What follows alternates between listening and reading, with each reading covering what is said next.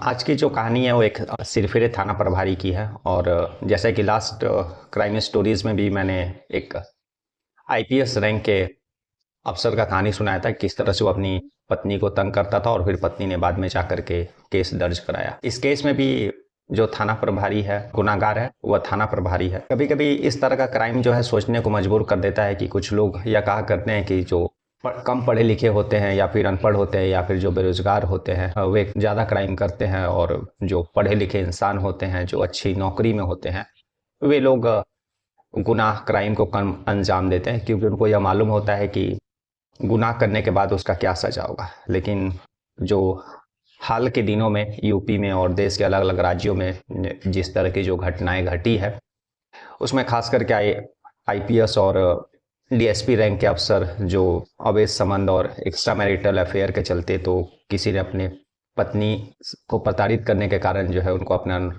उनको नौकरी से सस्पेंड करना पड़ा और विभागीय कार्रवाई भी चल रही है। आज की कहानी भी मैं एक ऐसे थाना प्रभारी की कहानी सुनाता हूं जिसको सुनने के बाद आप यह कहेंगे कि जो है क्राइम का कोई भी मजहब नहीं होता है, और ऐसा कोई कम नहीं है कि जो पढ़ा लिखा इंसान है, जो अच्छे पोस्ट पर है और जिसके कंधे पर कानून लॉ एंड ऑर्डर को संभालने का जिम्मेदारी है, वह क्राइम नहीं कर सकता।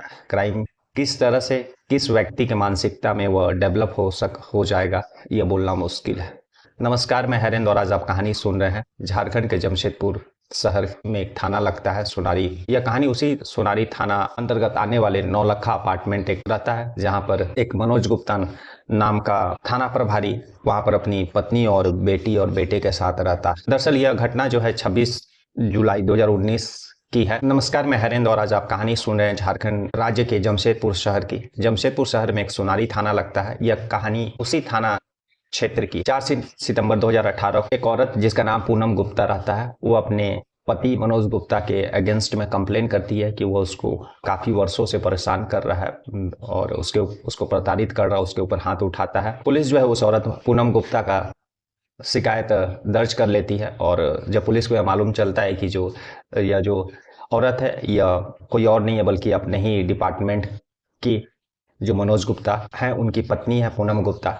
लेकिन पत्नी जो है जब कंप्लेन करती है तो पुलिस को कंप्लेन लिखना पड़ता है, और पुलिस कंप्लेन लिखने के बाद जो है फर्स्ट इन्फॉर्मेशन रिपोर्ट लिखने के बाद उसकी जांच शुरू कर देती है। और 2018-19 में जो उस महिला के पति मनोज गुप्ता रहते हैं वह चाईबासा के गुदरी थाना के जो है इंचार्ज रहते हैं। और जब 2018 में जब पत्नी ने कंप्लेन किया उसके बाद फिर जो है डिपार्टमेंटल इंक्वायरी बैठी, और जो है सारा इंक्वायरी करने चल ही रहा था और 2-3 महीना बीत गया इसमें इंक्वायरी में। और 2019 में जो चाईबासा के एसपी थे उन्होंने मनोज गुप्ता को सस्पेंड कर दिया, निलंबित कर दिया। और जैसा कि आपको बताते चले कि ये जो मनोज गुप्ता थे 1994 बैच के इंस्पेक्टर थे, और जब केस दर्ज हुआ था उस समय वे चाईबासा के गुदरी थाना के इंचार्ज थे। और 2019 में वहाँ के जो चाईबासा के एसपी थे उन्होंने इनको सस्पेंड कर दिया, क्योंकि जांच में जो है इनका ऊपर सही पाया गया कि जो पत्नी ने इनके ऊपर इल्जाम लगाया था उसको सही पाया। अब इनके नौकरी पर जो है मुसीबत आने लगी। इनकी गिरफ्तारी के लिए वारंट भी निकला, जो पुलिस इनका जो सोनारी में नौलखा अपार्टमेंट था वहाँ पर भी जाती है। फिर वहाँ से पता चलता है कि ये चाईबासा में जो है इनका जो पोस्टिंग है वो चाईबासा के गुदरी थाना में है, लेकिन पुलिस को वहाँ पर भी ये मिलते नहीं है। और फिर जब मनोज गुप्ता को लगता है कि उसका नौकरी पर संकट आ गया है, क्योंकि पहले ही चाईबासा के एसपी ने इसको सस्पेंड कर दिया था और उसके बाद फिर इनके ऊपर इंक्वायरी भी चल रहा था, और इसके कारण से वह केस को मैनेज कराने के लिए तरह तरह का हथकंडा भी अपनाता है। कई दफ़ा वह पत्नी को भी फ़ोन करवाता है, दूसरे अधिकारियों से धमकाता है कि वह किसी तरह से केस वापस ले ले। 2 बेटी थी जिसका नाम था नेहा और प्रिया, और एक बेटा मोहित था।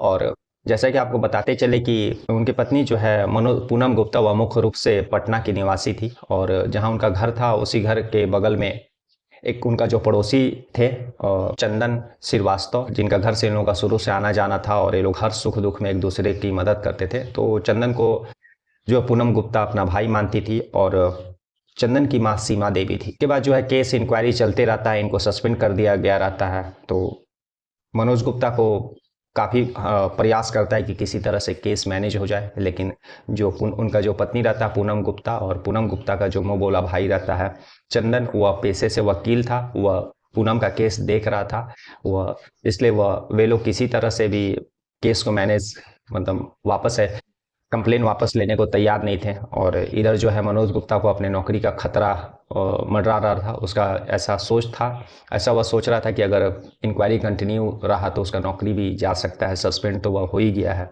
इसी तरह से समय बीतता गया और जुलाई 2019 का समय आ गया।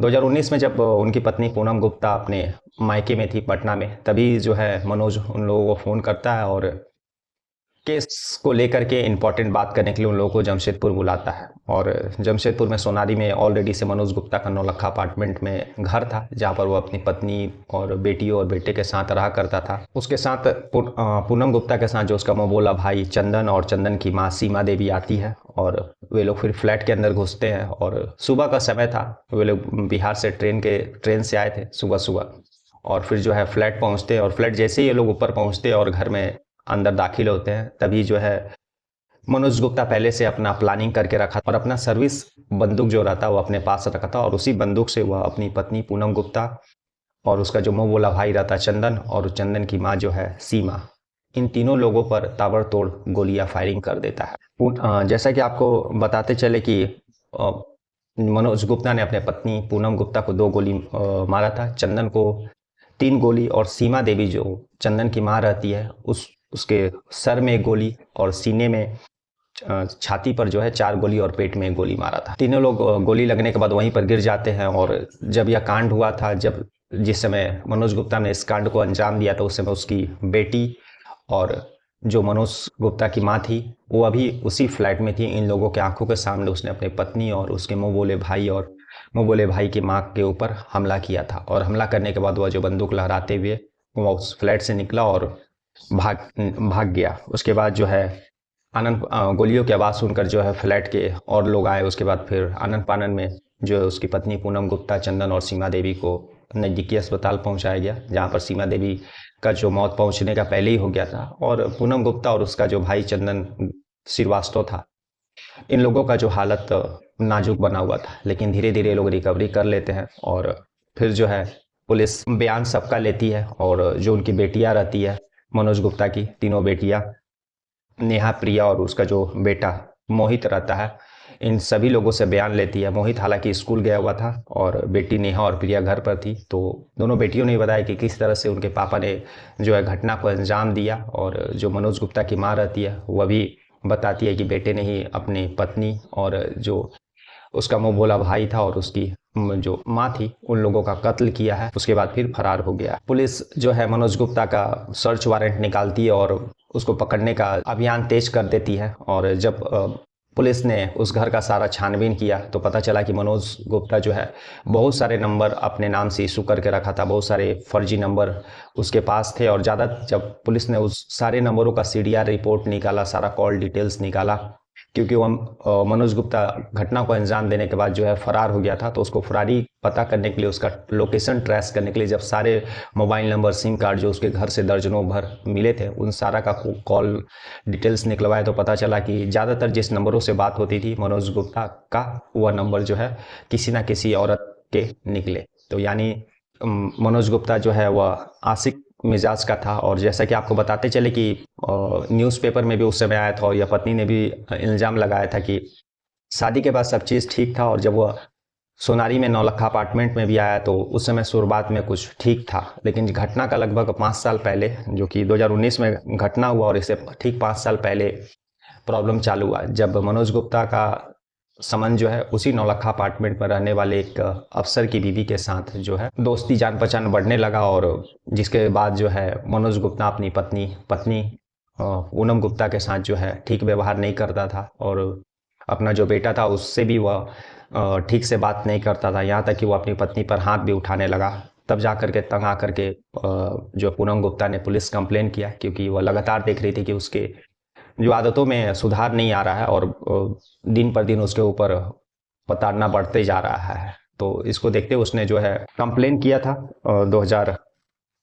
4 सितंबर 2018 को सोनारी थाना में। और फिर तब से उसके बाद फिर वो 2019 में सस्पेंड हुआ, और वह पूरा सस्पेंड होने के बाद फिर जो वह पूरा बौखला गया था, और उसको कहीं ना कहीं यह लगता था कि उसकी पत्नी और उसका जो मुंह बोला भाई चंदन श्रीवास्तव है, जो कि पेशे से वकील है, उन लोगों के दिमाग से ही उसके नौकरी पर संकट आ रहा है, और इस कारण से उसके मन में खुन्नस बैठ गया था। इसलिए उसने यह बदला लेने के लिए यह वारदात को अंजाम दिया। और जैसा कि आपको बताते चले कि मनोज गुप्ता जो है वह हर समय लड़ाई झगड़ा या सनकी टाइप का था। इससे पहले भी जब वह नौलखा अपार्टमेंट में था तो बड़ी बेटी को लेकर के उसने वहाँ का जो गार्ड था उससे उसका बकझक हुआ था, और उस समय उसने मामूली सी बात पर जो है अपनी सर्विस रिवॉल्वर निकाल दी थी, उसको धमकी दे दिया था। उसके बाद से वह गार्ड जो है नौकरी छोड़ना पड़ गया और वहाँ से वह चल गया, और उसकी जो बड़ी बेटी था वह भी बाहर पढ़ाई करने के लिए निकल गई। जैसा कि आपको बताते चले कि मनोज गुप्ता जो था वह भी चंदन श्रीवास्तव से शुरुआत के दिनों में अच्छा व्यवहार था। वह भी जब पटना जाता था तो चंदन के घर पर ही रुकता था। अपने ससुराल रुकने के बजाय वो अपने जो पत्नी का मुंह बोला भाई था उसी के घर में रुकता था, और ससुराल वालों से उसको काफ़ी नफरत थी, क्योंकि वह ऐसा सोचा था कि उसका ससुराल में इज्जत मान मनोबल कम होता है। इसलिए वह जो है ससुराल के लोगों से मतलब उतना बातचीत नहीं होता था उसका। और जब पुलिस ने और इन्वेस्टिगेशन किया तो यह पता चला कि मनोज गुप्ता को इस बात का भी बदला लेना था अपनी पत्नी से, कि क्योंकि उसकी जो पत्नी की बहन थी यानी जो मनोज गुप्ता की साली थी, उसने घर के ही एक नौकर से लव मैरिज कर लिया था, जिसके बाद मनोज को काफ़ी गुस्सा आया था।